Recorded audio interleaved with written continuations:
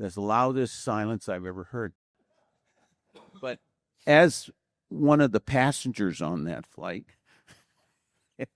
I have some comments, if nobody objects, about what was going on in the back end of that aircraft while he was doing here. I wanted to hear it, Mike.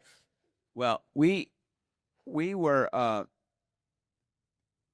McCarley got on last, and I will tell you, I cannot say any.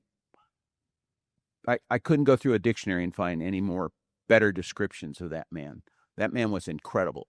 As far as I'm concerned personally, he is the finest infantry commander that this country has produced since April of 1775. I will second that. In spite of all that he was doing, McCarley was doing, he would come by and check on every one of us, ask us how we're doing. Not how Sergeant so-and-so, how is Mike Rose or Hagan or whatever. And the first sergeant Adair. But what was going on in the back is Bernie Bright and I got on, and Adair and came on, and McCarley got on last.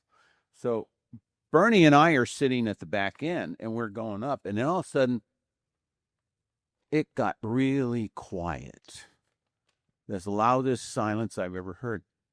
And I think it was Bernie who said, "I think we're going to crash." And I said, "Yeah, we're going."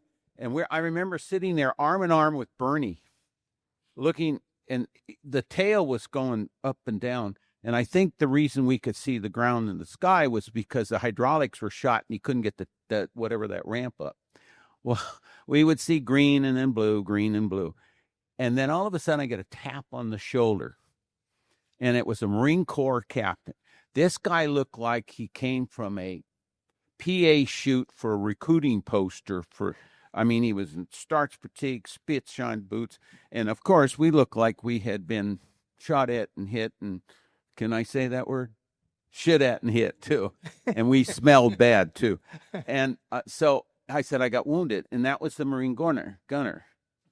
And he was a mess. And I don't know how that man survived, because he took a round of 12.5 under the right ear, went through and didn't hit anything vital, but he was bleeding like a stuck pig.